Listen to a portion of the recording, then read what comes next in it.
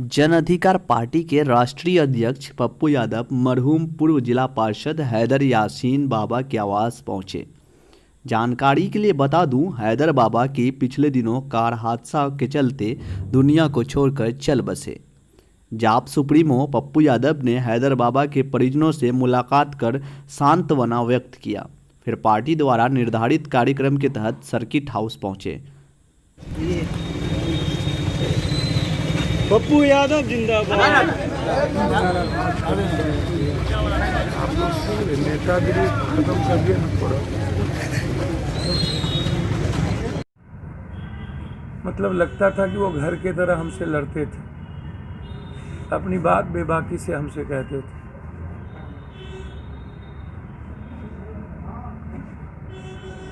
और सच बोलने की हिम्मत थी उसमें।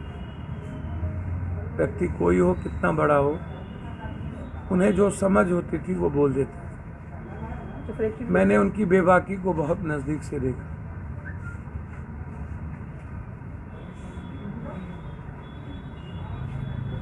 और कई बार कई इशू को लेके हमसे वो झगड़े, बोले, लड़े। घर की तरह बहुत अच्छा लगता था, क्योंकि मैं जब भी उनको याद करूंगा उनके अलीगढ़ यूनिवर्सिटी की आवाज़ के रूप में, और फिर अररिया में अपनी राजनीतिक और सामाजिक जीवन को शुरुआत किया, तो उन्होंने एक अमिट छाप छोड़ी। अच्छा, एक चीज़ बताइएगा, उनका एक बहुत ही खास था महानंदा बेसिन को लेकर, जिसको लेकर बुलावा। महानंदा बेसिन में लड़के हम लोगों ने 1200 करोड़ रुपया लगभग दिला दिया है। जमीन अधिग्रहण नहीं हो रहा है, सरकार नहीं दे रही है। इस सरकार को चिंता आम आदमी की तो होती नहीं है। मैं रात में कमला बांध पे था, जहाँ मेरे बगल में 2 कदम पर सांप सोए हुए थे और बगल में जानवर का लाश था, और रात भर में वहीं सोया था। कमला, गंडक, महानंदा, कोसी, बलान, भूथी बलान, गंडक, केहर, कनहर, ये जो नदी जोड़ने की जो एक बड़ी आवाज़ थी, जो सैकड़ों बार हम लोगों ने इस मामले को सदन में उठाया। आज तस्लीम साहब नहीं हैं, सदन में बेचारे बोल तो कभी नहीं पाए, लेकिन महानंदा बेसिन को लेकर उनका भी एक सपना था, और हैदर यासीन अपनी आवाज़ महानंदा बेसिन को लेकर बुलंद करते रहते थे। जब भी हम सदन, हमारा हाउस चलता था, तो ये ज़रूर कहता था, इधर एक ये और किशनगंज से प्रोफेसर मुसव्विर, कि भैया प्लीज़ इस सदन में भी आप उठा दो, एक बार ज़रूर उठा। मेरा उनकी आवाज़ है कि बाय द वे किसी कई क्वेश्चन के चलते यदि हम महानंदा बेसिन बांध के सवाल को नहीं उठा पाते थे, तो उनका रहता था प्लीज इस बेर भी नहीं उठा पाया। निश्चित रूप से महानंदा बेसिन बांध जो सपना है उसको पूरा करके हम रहेंगे, आप बेफिक्र रहें, कोई नहीं रोक सकता। जमीन अधिग्रहण में सरकार लापरवाही किया है, हम लोगों ने कई बार आंदोलन किया है, और मुझे उम्मीद है उस लड़ाई को लेकर। और बात मैं क्वेश्चन का जवाब बड़े लेवल पर आपको सर्किट हाउस में दूंगा। पिछले दिनों हैदर यासीन साहब का एक्सीडेंट में मौत हो गई है, और उनको लेकर युवाओं में कैसा था, और युवाओं के अंदर उनको लेकर क्या क्रेज था, और युवाओं के लिए आइकॉन माने जाते थे, किस तरह से देखते हैं आप? उनके बड़े भाई हैं, उनकी जीवनी पर थोड़ा प्रकाश करेंगे। देखिए, वो हम लोगों का सबसे छोटा भाई था, और पढ़ने के ज़माने से ही उसे समाज सेवा का शौक़ था।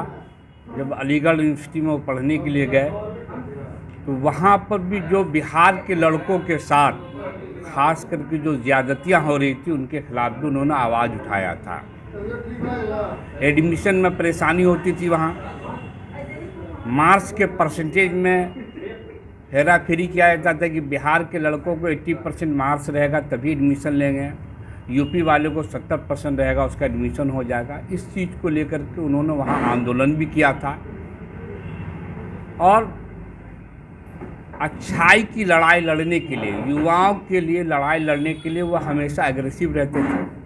उस लड़ाई का नतीजा ये बात है कि 2000 बिहार के लड़कों को अलीगढ़ यूनिवर्सिटी में दाखिला भी हुआ था। अलीगढ़ यूनिवर्सिटी से जब वह अररिया के सरजमीन पर कदम रखा तो यहाँ उन्होंने देखा कि जनप्रतिनिधियों का तो भरमार है, राजनीतिज्ञों का भी भरमार है, सेवकों का कमी बहुत ज़्यादा महसूस किया गया।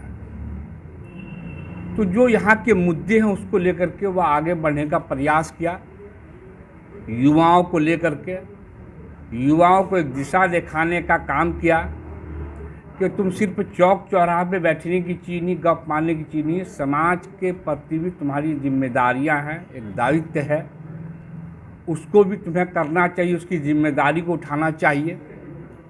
और ये प्रयास उसका सफल रहा, युवा उसके साथ जुटे।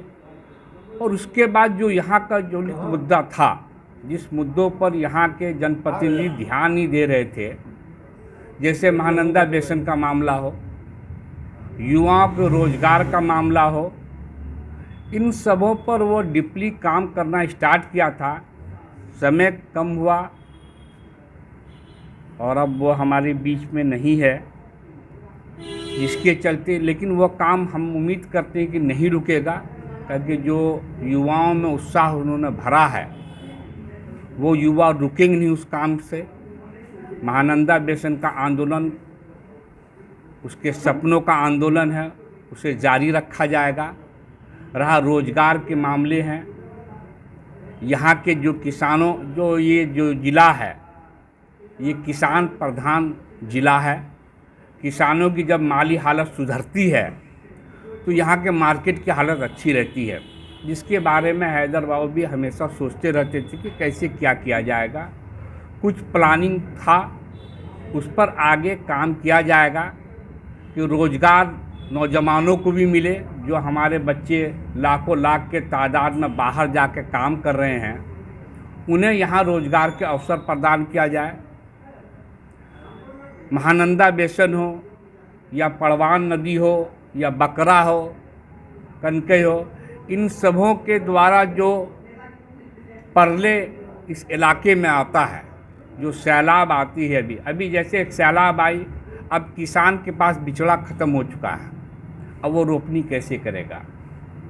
तो उनका जो सपना था उसको आगे बढ़ाने का यहाँ प्रयास किया जाएगा।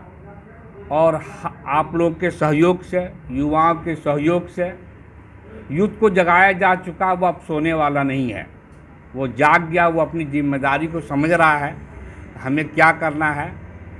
हमें इस बात की खुशी है कि हमारा छोटा भाई हैदर यासीन युवाओं को जगाया है और वो सारे लोग उनके सपना को पूरा करने के लिए अग्रसर रहेंगे। और जहाँ तक मुझसे सहयोग की उम्मीद वो करेंगे, मैं भी सहयोग देता रहूँगा उनके उन कामों में। और ये सपना इसलिए भी पूरा होना ज़रूरी है कि ये घर है उनका, ये ज़िला पूरा घर है उनका, और घर एक परिवार की तरह मान के चलता था इस गांव, इस इलाके को, ज़िला को। तो हर आदमी अपने घर को मजबूत करना चाहता है और उस मजबूत करने की प्रक्रिया में जो उन्होंने कदम बढ़ाया था उस कदम को रुकने नहीं दिया जाएगा।